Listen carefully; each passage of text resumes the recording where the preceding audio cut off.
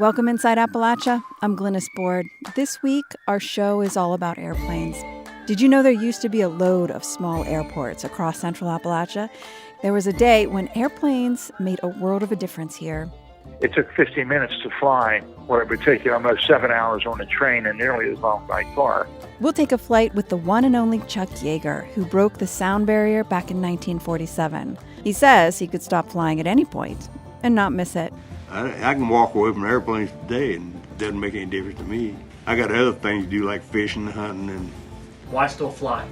To get someplace to hunt and fish. And we'll hear the story of a flight in 1979 that didn't go quite as planned. It was a 4-engine DC-6 cargo plane overloaded with marijuana, and it crashed and burst into flames after it overshot the runway at Kanawha Airport. You'll hear these stories and more this week inside Appalachia. Welcome Inside Appalachia. I'm Glynis Board. So many of us are dreaming right now about the things we want to do when this pandemic is over, like travel someplace far away. If you have wanderlust or the itch to fly, these are not ideal circumstances we're in right now. But being grounded does give us time to reflect and dream of flights in our future and those in our past. Today, we'll listen to an encore episode of Inside Appalachia that we originally aired earlier this summer.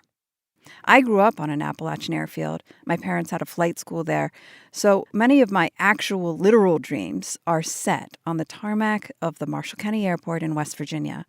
I even learned to fly myself. In fact, one of the coolest actual dreams I've ever had was the night before my first solo flight. I practiced taking off and landing all night. I was ready the next day. Of course, by that point, in my waking life, I had watched a generation of Appalachians learn to fly. When I was a kid, it seemed like anyone could learn to fly if they wanted it bad enough. Rich, poor, young, old. Gravity, wind, and aerodynamics didn't discriminate. And of course, if you go further back, flying like a crow was one of the only ways to get quickly around in this state. Southern West Virginia used to be home to like 40 airfields or landing strips for airplanes. Today, there are 28, and some are dormant. Our Southern Coalfields reporter Caitlin Tan looked into what happened to all those runways. Amidst the rolling hills and strip mine mountaintops that stretch through Logan County, West Virginia, is Route 10, a newer highway that was 20 years in the making. It made road travel in southern West Virginia more accessible, but it also replaced the McDonald Airfield.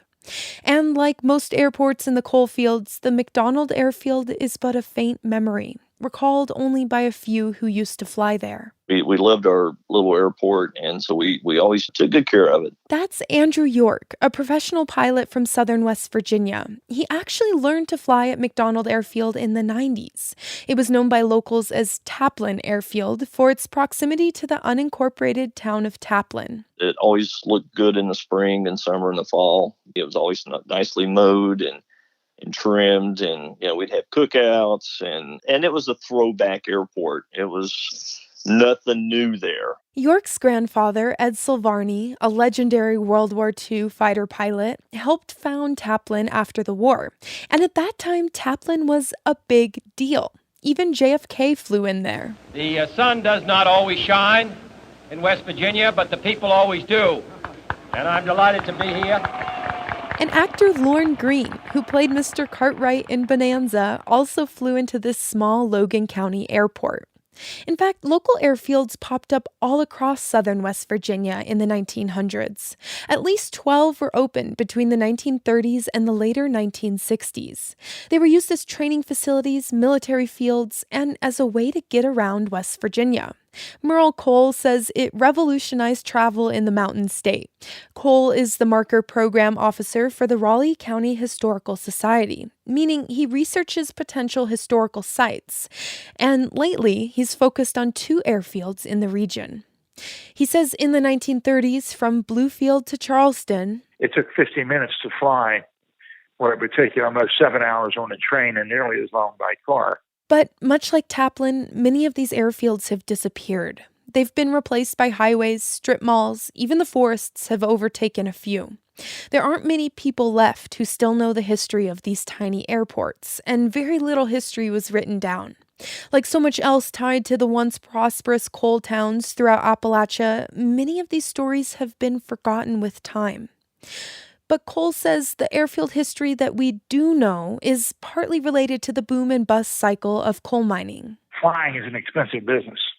If you are an airline company, you got to have a lot of money invested in airplanes, and airports and runways and staff and crew and things like that. If you're operating a small private or personal airstrip, you still got to have the money to keep that plane in the air. And while the coal industry prospered, people had extra cash. A lot of people got pilot's license, learned to fly. Cole says it also helped that flying was relatively new, only invented a few decades earlier. It became the way to get around West Virginia.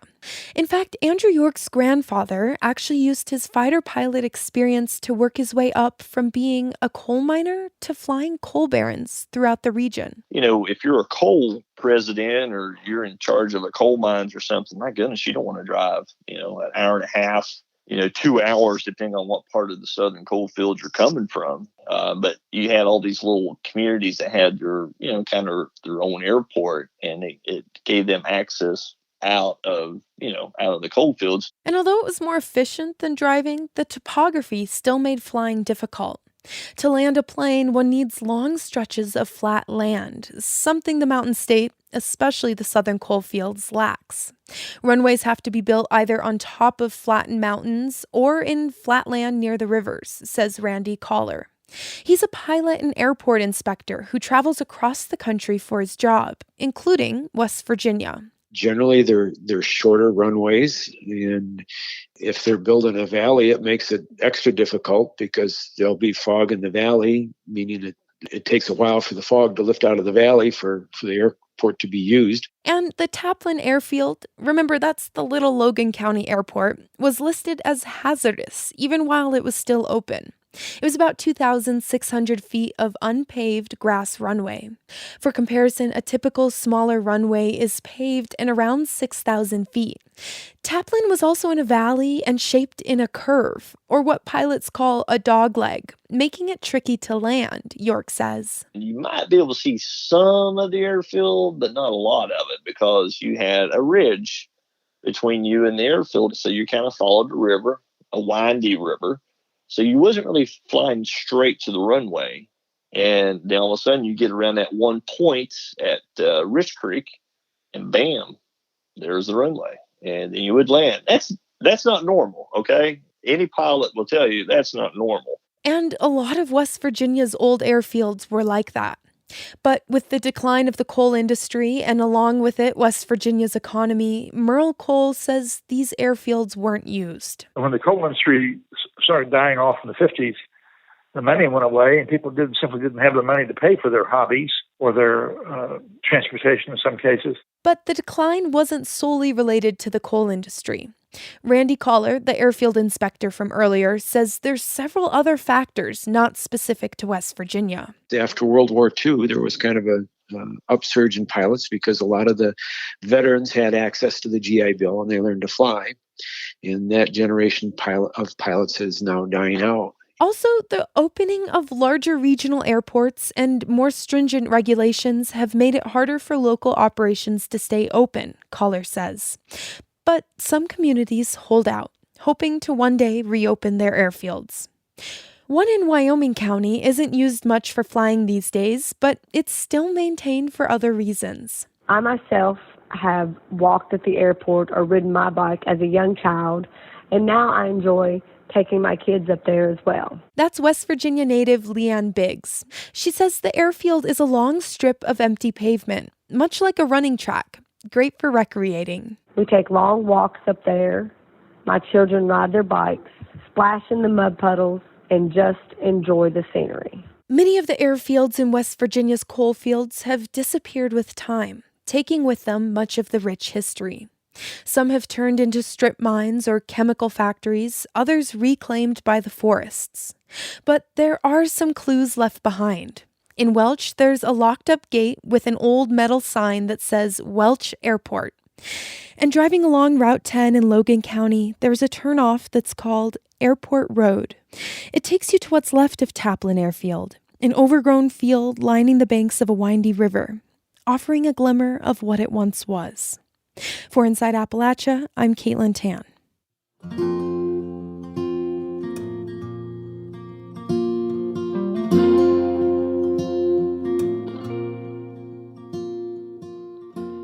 So I grew up here in Appalachia, and to be honest, I never really learned much about past entrepreneurial achievements made here.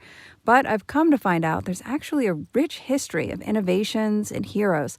A statue of one of those heroes is in Wheeling, West Virginia, an aviator, West Virginia's own World War I flying ace, Louis Bennett. I tracked down one of his ancestors, who happens to be a U.S. Congressman, David McKinley. People have tried to make aviation part of the future, part of a diversification of our economy in West Virginia, and I love it. But each time, it brings me back to Louis Bennett. McKinley's great-uncle, Louis Bennett, was born in Weston, West Virginia in 1894. His mother's family was from Wheeling. McKinley says he was something of a prodigy, building cars as a teen before heading off to university. At Yale in 1916 and 17, he was learning to fly while the First World War was raging on in Europe. Louis Bennett knew there was going to be this future, and particularly in warfare. He acquired an airplane in New York, and we can only surmise that he went to visit his sister down in Cape May, New Jersey. After he graduated, he flew the plane down to Cape May, but in trying to take off, he crashed the plane. Putting it back, anyway, he wound up, they put it on a train and they brought it back to Wheeling. But I think he found out how rudimentary that these airplanes, how they wouldn't be hard to make, because he had been flying it enough times. He knew how to fly a plane. Bennett came back to Wheeling and started the West Virginia Aircraft Company in Ohio County. And they were making airplanes for the British and the French during World War I. Then, after building several of the planes, they then took the idea, well, now what we want to do is train a group of aviators to fly in World War I. McKinley explains that Bennett was inspired by the Lafayette Escadrille, a unit of American fighter pilots flying as volunteers under French command during the First World War. So what he tried to do, Louis Bennett did, was put together this group of West Virginians. And I've got the names of all of them. I think there were 20 or 23 pilots, all from West Virginia, that he was training how to fly. Bennett convinced the governor and the legislature at the time to financially support his dream of building the West Virginia Reserve Aerial Unit. Such a lad, tell your sweetheart not to pine, to be proud of boys in line over there. And the governor actually gave them quite a bit of money. And then, towards the end of it, they pulled the plug. The U.S. Defense Department was not on board. And so Louis Bennett, this is now fall of 1917, after he graduated from Yale, he said, okay, I've done my factory, I've got the factory up and running, I've got 20-some pilots trained. If you aren't going to let us fly as a unit, I'm going to sign up. So he did. He went to Canada and joined the Royal Flying Corps, was made a lieutenant in the RFC, finished his flight training, and then was shipped to England. Send the word to beware.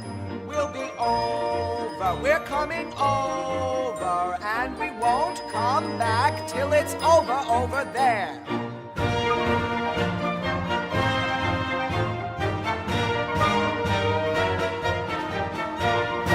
They assigned him first, maybe a home guard, but it was a pretty safe assignment, and he rebelled about that. We see the letters back to his mother. I want to be where the action is. Bennett was reassigned to the front lines of the war. He was sent to northern France near Belgium. He helped train some of the other pilots, teaching them how to lean out and physically drop a bomb out of the side of their aircraft. They also carried pistols. He only flew 10 missions in combat. 10. But he shot down 12 enemy aircraft in that length of time. But he was primarily shooting down balloons. 9 observation balloons, 3 aircraft. So he was in dogfights in these primitive wooden cloth-covered winged airplanes. That was actually more dangerous, and maybe that enticed him because the observation balloons were intended to be pivotal in both sides, saying where the enemy's moving. So they would be up and they would be surrounded at the base with artillery. The vast majority of planes that were shot down in World War I were shot down dealing with balloons. But 2 days later, 3 days later, he went out on another mission. Bennett was flying, and with him on the mission was another pilot named Landis flying a second plane. But Landis had some kind of engine trouble and had to turn back. Bennett did the no-no and stayed. He kept flying. Under all circumstances, he should have come back too, because you don't ever fly by yourself. So his captain of the squad, immediately when Landis came back, realized that Bennett is flying by himself and very vulnerable. So he took off on a plane to try to catch up with Bennett, but didn't get there in time. Bennett was last seen going after a balloon around Lille, France, and crashed the plane in Wavrin. Keep the home fires burning while your hearts are yearning. Though your lads are far away, they dream of home. There's a silver lining. Strangely enough, not only did the pilot circling the balloon to protect it, but the balloonist himself, they landed, they brought the balloon down, and then he ran over to Louis Bennis's plane that had crashed, and they helped extract him out of the plane and took him to the hospital for health care.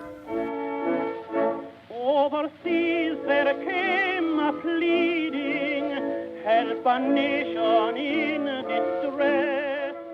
The emotional part of it that I just goosebumps now just thinking about it was he had come to Wheeling in December of 17, and he met with his sister, my grandmother Agra, and she gave him a locket to carry for good luck.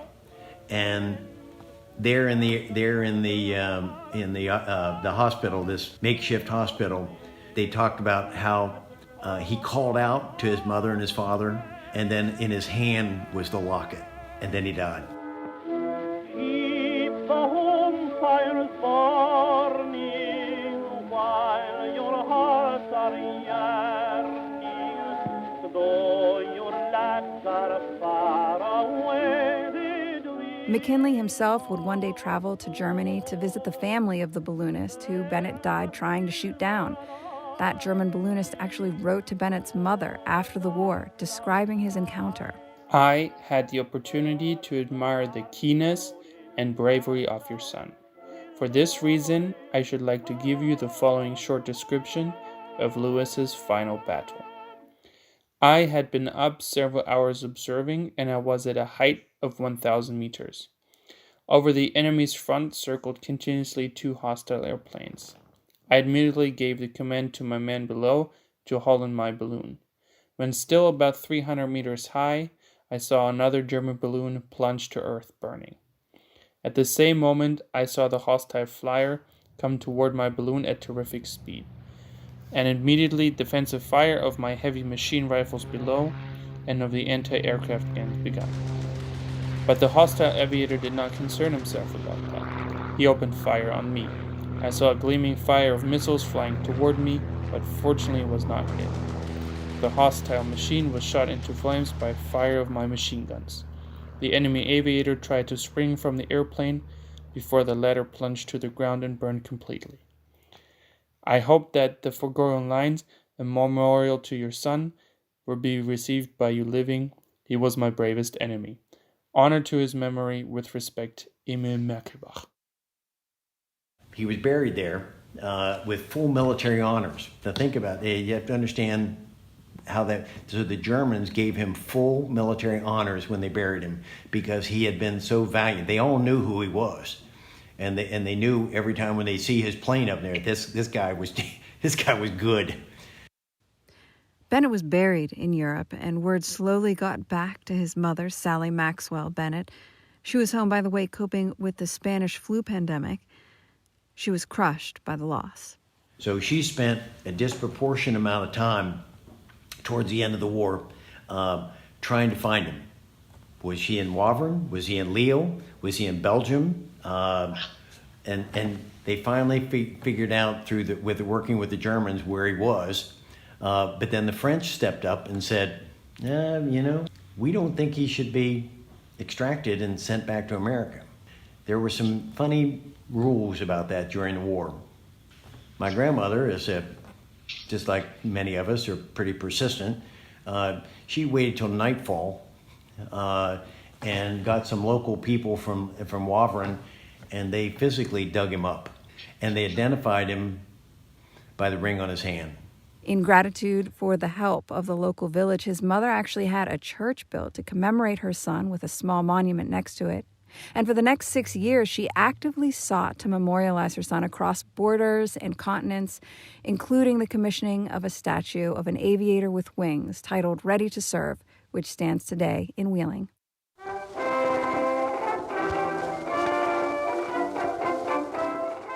Louis Bennett died in France 103 years ago. The aviation manufacturing industry that he helped launch is still producing airplane parts in West Virginia. In fact, it's the 5th biggest product West Virginia exports.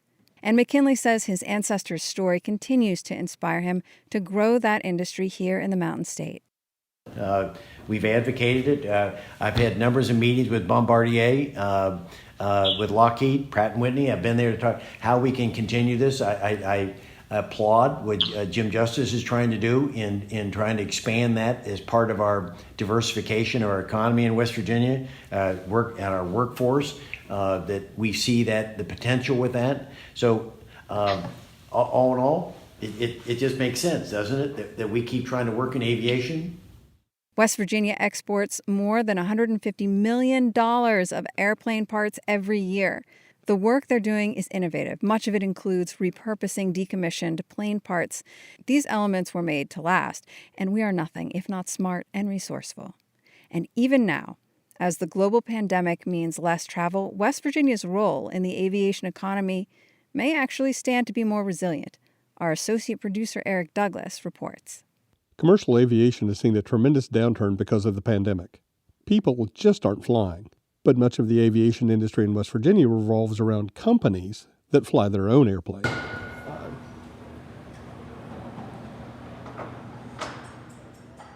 That sound you hear is the shop floor at Pratt & Whitney's facilities in Bridgeport, West Virginia. Pratt & Whitney is a multinational corporation that manufactures jet engines for civilian and corporate jets like the Gulfstream 500. The West Virginia facility doesn't make jet engines, but repairs them and gets them back in service. And that may be a good thing for West Virginia as the industry goes through post-pandemic recovery. Richard Abulafia studies trends in the aviation industry for the Teal Group. He says West Virginia's work in servicing older aircraft engines may give it an economic edge over the rest of the country. The major centers primarily do new build, and that's going to be a bit more volatile, than fleet sustainment. So that might provide a level of insulation for the West Virginia facilities. Could mean that keeping older planes in service a bit longer is also good for the folks who do sustainment.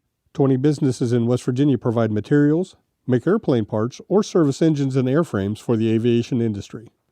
Back inside Pratt & Whitney's facility, General Manager Tim Tucker points to 2 long rows of workstations with overhead cranes that transport heavy jet engines down the line.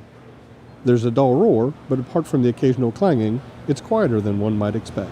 Engines will come in, bring them in, disassemble them all the way down to the nuts and bolts. Go through, we'll clean them, inspect them, repair anything that's deviating, and then bring it back and build it all back up together right here. Engine management specialist in Bridgeport fills a unique niche in the aviation industry. They receive mostly Pratt & Whitney engines that have been taken out of service for one reason or another and completely disassemble them. They remove the parts that have a usable service life and sell them back to Pratt & Whitney to return other engines to flight. The company's owner, Tim Critchfield, indicates an engine on a stand. He explains the value left in each one. So they could range anywhere from a part out, a reduce the spares engine could range anywhere from 50,000 to 200,000, depending on the engine. According to the latest jobs report from Workforce West Virginia, there are about 3,600 West Virginians who are employed by the aviation industry. And while that's about a third of the people currently working in the coal mining industry, it is a start towards making the state's economy more diversified, says West Virginia Commerce Secretary Ed Gaunch. It's critical to our future.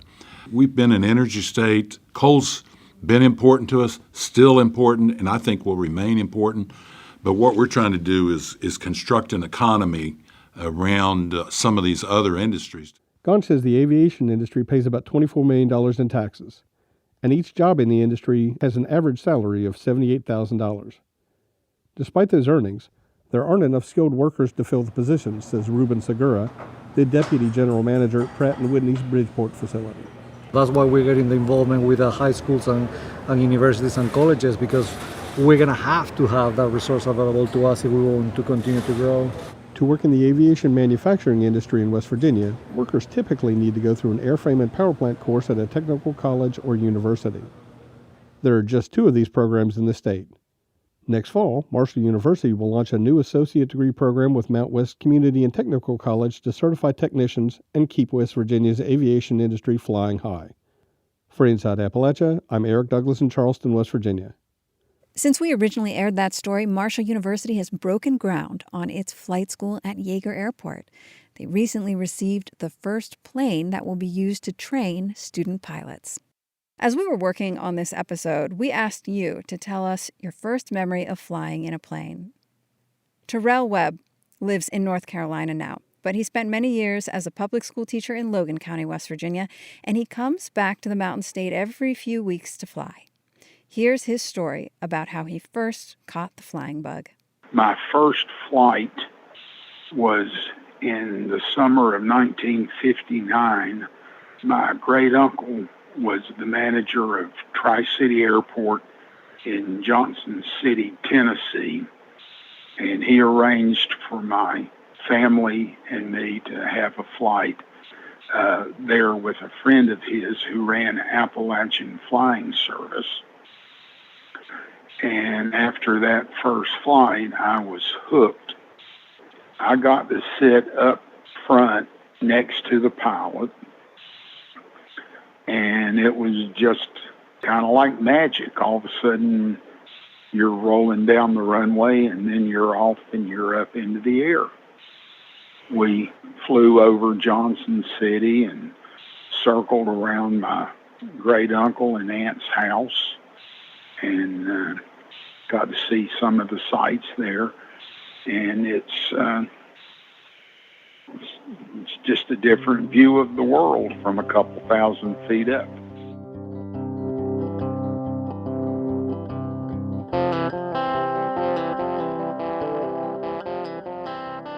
What about you? What do you remember about the first time you were in a plane?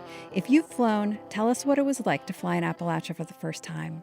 Send us an email to insideappalachia@wvpublic.org. We'll hear more of your first flight stories a little later in our show, but now it's time to talk about the one and only Chuck Yeager, a personal hero.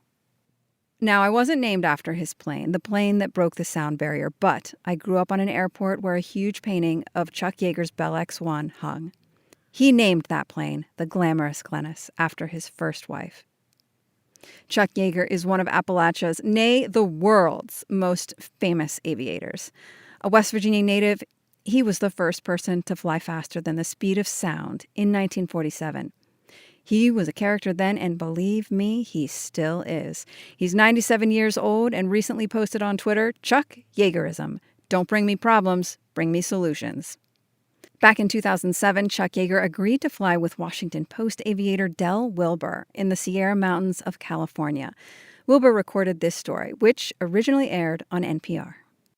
Chuck Yeager hasn't softened with age. I learned this quickly standing on a small airstrip in Northern California. I'm waiting for him, microphone in hand. If you don't take that damn thing and quit sticking it in my face, I'm going to throw you off the field. The 84-year-old is standing in front of me wearing jeans, pulled all the way up to his belly button, and an Air Force baseball cap. I'm eager to ask him about being a World War II fighter ace, and about flying rocket planes, and about breaking the sound barrier, but he's not interested. Do you like flying as much as you used to? No, I never did like flying. How's that grab you? We're concentrating on flying, so let's quit asking questions. Okay. We head into a nearby hangar to borrow his buddy's plane, and I watch Yeager pull a dipstick out of the single-engine Husky to check the oil. Doesn't run very good without it. This is the guy from The Right Stuff, but he's not the least bit sentimental. He's flown some of the fastest and most famous planes ever made. We wheel the plane out. He slips easily into the cockpit. I bash my head on the wing. This thing will cut you to pieces. And we're off on our tour of the rugged mountains of the Sierras. Boy, you can sure see a long ways. We're puttering along at 100 miles an hour. I know he's flown a lot faster than that. I flew the SR-71 a lot, 3.26 Mach or 2,300 mile an hour. He says it so casually. 2,300 miles per hour is faster than most bullets. That is New York to Los Angeles in less than an hour. Boy, it sure is smooth, isn't it? Beautiful. We dip down into a valley. Yeager sits in front of me in the two-seat cockpit. The last person who flew with Yeager paid more than $90,000 to charity auction for the honor. He's agreed to fly with me for the cost of fuel. He never explains why. As a pilot, I would love to take the stick, but I know I shouldn't ask, and I don't. I ask him about his career in breaking the sound barrier. His responses are brief. Breaking the sound barrier, it opened up space for us and put us ahead of the rest of the world in aeronautical knowledge. See that mountain over there? Yep. The airport's just to the left of it. Okay. We head into land. Nevada County, Yellow Husky, Quebec Romeo, entering downwind, runway 25, full stop. We touch down with barely a bump. I don't know, it seemed like a pretty good landing. If you're going to walk away from a landing, it's a good landing. If you use the airplane the next day, it's an outstanding landing. We walk over to a small bench and chat. He watches the planes flying overhead. I try to get him to talk about flying. He ends up talking about religion and how he doesn't need God in the airplane. It was really difficult for, fanatic churchgoers to understand God can't help me. I'm the only one that can help me. Are you going to give up and go make a smoking hole, or you want to save yourself? Make a smoking hole, you pray all the way down, He says he didn't accept the X-1 sound barrier flights for the glory. So why did he do it? Duty. See, I have to use that word because you don't understand what the hell duty is. And when I was picked to fly the X-1, it was my duty to fly it, and I did. So. When do you think you'll have to hang up your wings and stop flying? See, you keep asking speculation questions, and I don't speculate. But you won't miss it, you said. No, I can walk away from airplanes today, and it doesn't make any difference to me. I got other things to do, like fishing, hunting, and... Why still fly? To get someplace to hunt and fish. The general thumps on the table. I just stare at him for a few moments and ponder what he said. Chuck Yeager can give up airplanes just like that? I'm not sure I believe him.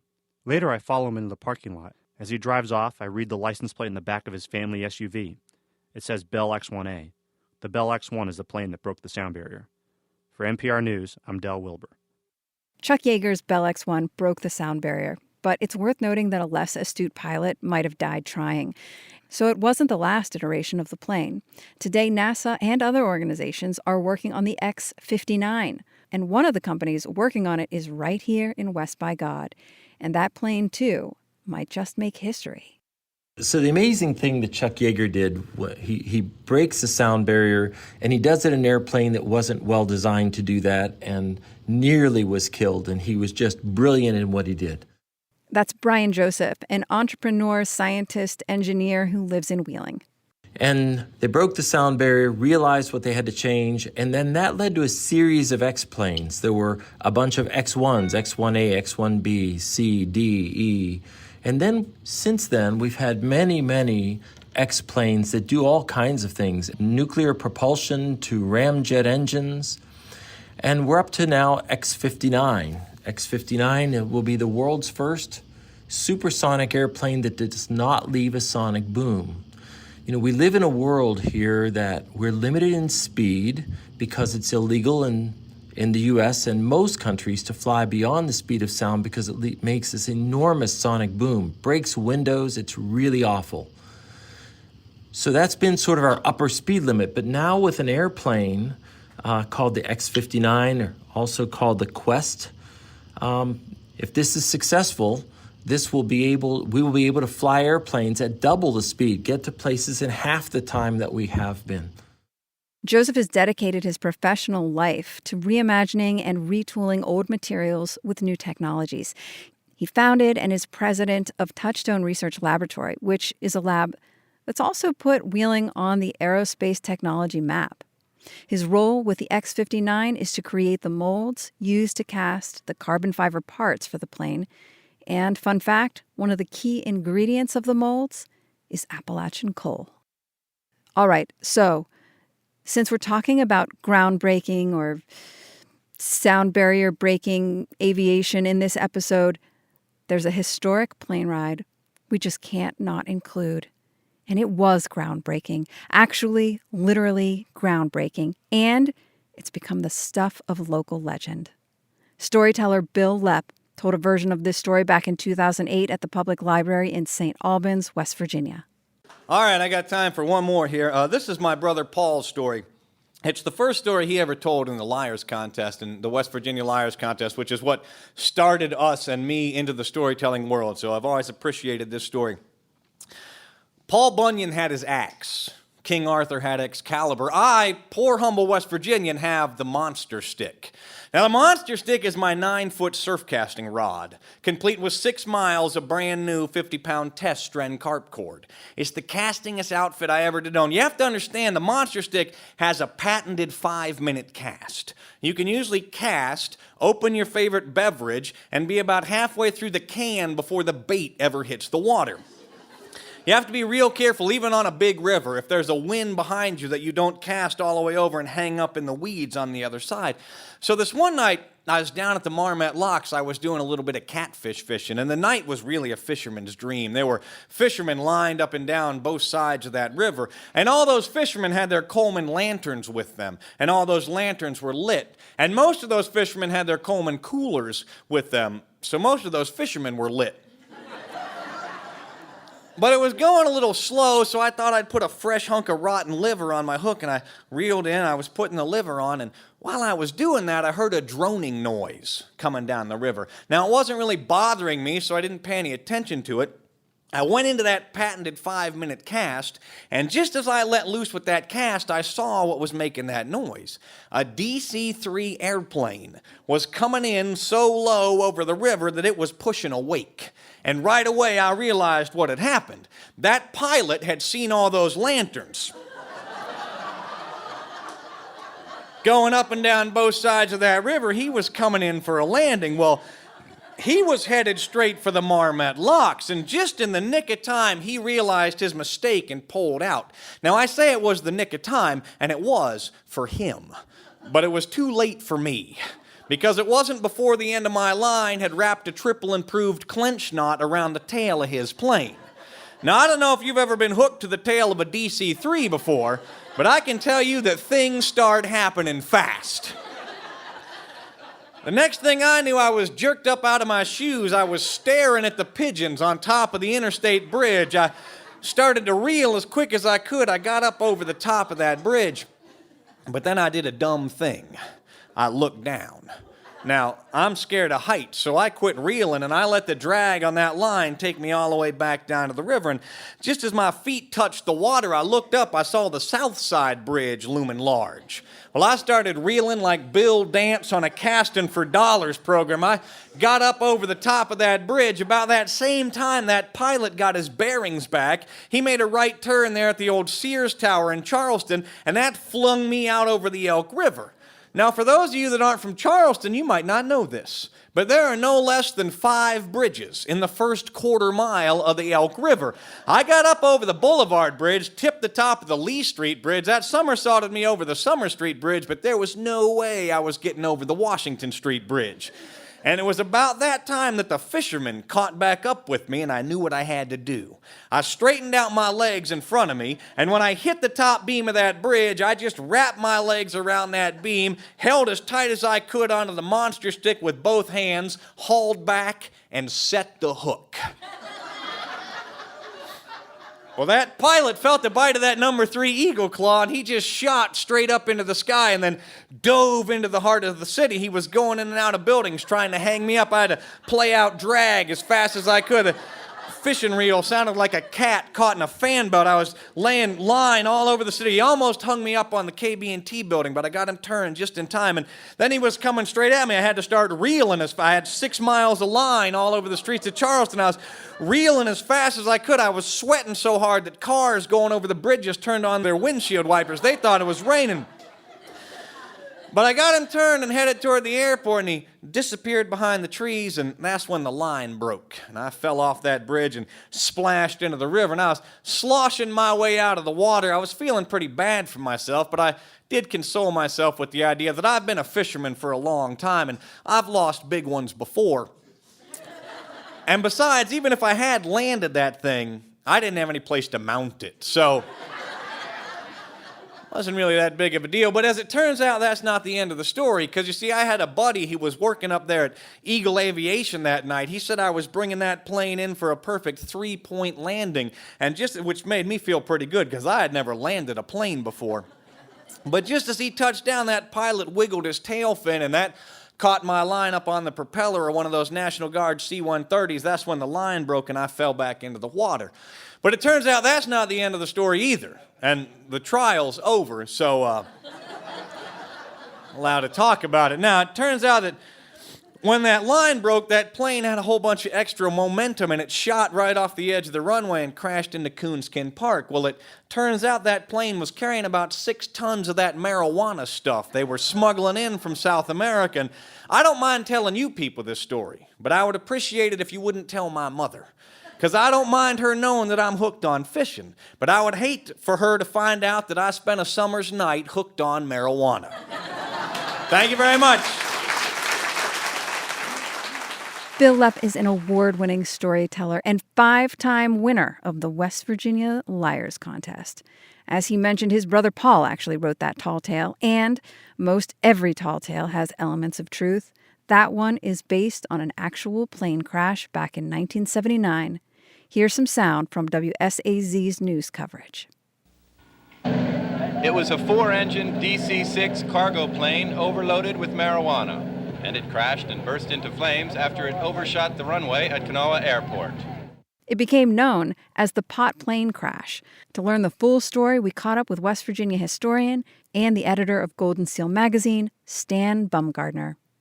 A little after midnight on June 6, 1979, there was an old Douglas DC-6 cargo plane that asked for permission to land at Kanawha Airport, which is now Yeager Airport in Charleston. They crashed the plane, is the short story. The reason they crashed it in part was because they were drug smugglers from South America who had never flown into the airport in Charleston, West Virginia. The drug smugglers were carrying approximately 20,000 pounds of marijuana. But the key was, because it was such a big plane and carrying such a heavy load, they had to get this plane down fast. So they try a last-minute landing, and they just panicked, and it shoots the plane over the hillside, and it bursts into flames. The crew on board the plane survived, and everyone was caught. I think one guy lost an eye. But it left the authorities with a huge problem on their hands. Authorities estimate several tons of the pot were still on the mountainside today, still an attraction for some. Have you had any problem with kids looking for some free pot? Well, we've had some problem here on security, on keeping people out of the area here. Of course, some of them are here to watch the activities here and us trying to dispose of the marijuana. And of course, there's some other people here probably that would like to get up there and get a sample or two. So we're having to keep all people out of the area. With 20,000 pounds of marijuana, it was too much for an evidence room. You know, what do you do with it? So the feds came in and decided to set fire to it, that they would burn it. The newspaper went and interviewed this woman, Anna Marie Smith, and she just she talked about it was an awful smell and it was just burning all the time. And then they asked her about how things had been on the street. And she just said, well, all of a sudden everybody's really calm and they're laughing and talking. And it said they started calling her road Happy Holler. Bumgardner says he's also heard rumors that seeds from the pot grew a patch of marijuana up the hillside beside the airport. Authorities tried to kill the plants with diesel, but some locals say the plants didn't die off. And for a while, some residents foraged the wild weed growing there. And here's another piece of backstory about the crash. One of the people involved was filmmaker Leon Gast, who was waiting at the airport in a moving rental truck to collect the goods. Apparently, he was smuggling the pot to help finance a film about the Rumble in the Jungle fight between Muhammad Ali and George Foreman in Zaire in 1974. Gast was convicted on drug smuggling charges. But once he got out of prison, he did actually make the movie called When We Were Kings, and it won an Academy Award. In a time of courage in the jungles of Zaire, a man named Muhammad created his own destiny. We mentioned earlier that we heard from several listeners sharing your favorite memories of flying. One of these stories is from Merle Cole from Raleigh County, West Virginia. My favorite West Virginia flight took place when I was in, you call it junior high school when my cousin and I went out to the Raleigh County Memorial Airport and hired one of those pilots to take us on an aerial flight of Beckley, Shady Spring area, etc. And we took my parents' movie camera and we took aerial footage of the area. It doesn't sound very exciting. What was exciting about it was that we didn't tell our parents we were doing this. And they're a little bit upset when we showed them the film. I would ask my mother if we had asked to be allowed to do this, would you have let us? And because the answer was no, she wouldn't have. I still have the footage, as terrible as it is, but just the idea of us doing that and doing it secretly is a lot of fun.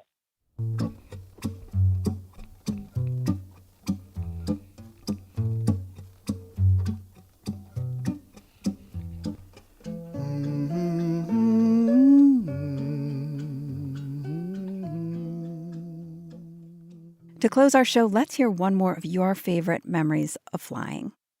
The Mallory Airport and Flight School in South Charleston has a 2,000-foot asphalt landing strip. Benny Mallory built and opened it in 1973 on a mountain called Mudsuck, where he grew up. Mallory has been flying for 70 years, and he's something of a legend. He was buddies with Edsel Varney, the World War II fighter pilot we heard about earlier, and Chuck Yeager, the West Virginia pilot who first broke the sound barrier. Mallory even flew some local and national celebrities around. Honey, I could tell you stories that take all day. I flew commercially for probably every politician in town, I think. I flew with John F. Kennedy before he was president. I took him to Bluefield and dropped him off. About all it was, a very nice guy. I enjoyed him. Oh, yeah, I've been around a while. I'm 89, halfway to 90. I'm about the most country guy you've ever seen. I was a helicopter examiner. I do helicopter work too, and seaplane examiner, glider examiner, and I probably give 40,000 license. You know, I've had a wonderful life, honey. My wife and I have been together. We're going to have her 71 anniversary. She would fly anywhere with me. She wasn't a great aviator, but she was a great supporter of me. When our kids was born, she'd set them on her lap and go with me. I had a son that really liked to fly too, and he got Parkinson's and died. But he was 60, and he was a good pilot, was a maintenance inspector too, and he just done good in aviation all of his life, you know, and loved it, you know. Aviation is a part of West Virginia, and you can get places in a hurry. West Virginia's been really good at flying, and they got a lot of good people, good airports. This is my home. It's going to always be my home. I've been all over the world. and I've seen everything, and I ain't seen nothing as good as this old mud up here. And I'm going to be on this mountain till they put me underground. That was Benny Mallory, who built, owned, and operated the Mallory Airport in South Charleston. Thanks very much to our Southern Coalfields reporter, Caitlin Tan, for recording memories of flying for our show this week.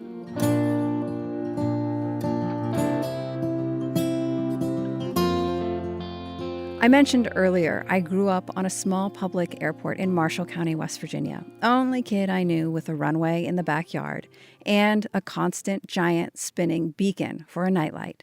Green, white, green, white. The ends of the runway drop off dramatically, which is pretty typical in Appalachia. There was a landslide years ago, so one end was just a pretty sharp cliff drop-off. Of course, I used to play there. The view was great. I remember one day standing with my toes over the edge, and I knew with all of my little girl heart that if I just believed hard enough, I could step off the edge and fly, soar, just like a hawk, if I just believed strongly enough. I almost took that step, but at the last minute, I thought it might be a sin to test God. I should think this over. And so I didn't plunge to my death that day. Fast forward more than a decade, I was at the end of the runway in a plane all by myself. It was my first solo flight, a momentous occasion. I was going through the pilot's checklist, flaps, carburetor mix, doors, and as I gazed down the runway toward that same view, I could suddenly see in my mind's eye the back of the little girl version of myself perched on the edge of the cliff. I remembered how convinced I was that believing hard enough would make my dream of flying off the cliff real. And that's when I realized what was about to happen. I was about to fly off that cliff. I mean, sure, I was enabled with the power of a noisy mechanical bird that I was wrapped in, but still. I pushed the throttle forward, gathered speed, and I flew right over the head of my past self, off the edge of the cliff, and soared just like a hawk over the hills of Marshall County.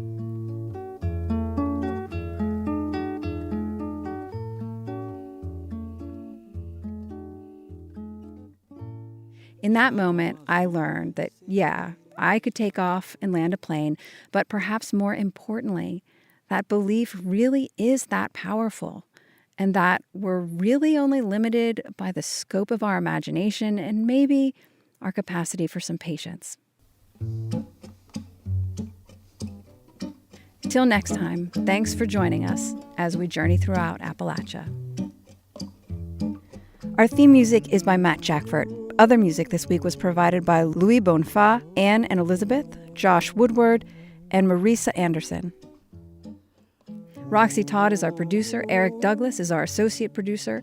Our executive producer is Andrea Billups. Our audio mixer is Patrick Stevens. Xander Alloy also helped produce this episode. We also had some special help from Johannes Faust, who contributed to one of our stories. Thanks very much, Johannes. You can find us at Twitter, @InAppalachia. You can also send us an email to insideappalachia@wvpublic.org. Visit wvpublic.org/InsideAppalachia to sign up for the Inside Appalachia newsletter. There you can also subscribe or download all our stories, or look for the Inside Appalachia podcast wherever you get your podcasts. Inside Appalachia is a production of West Virginia Public Broadcasting.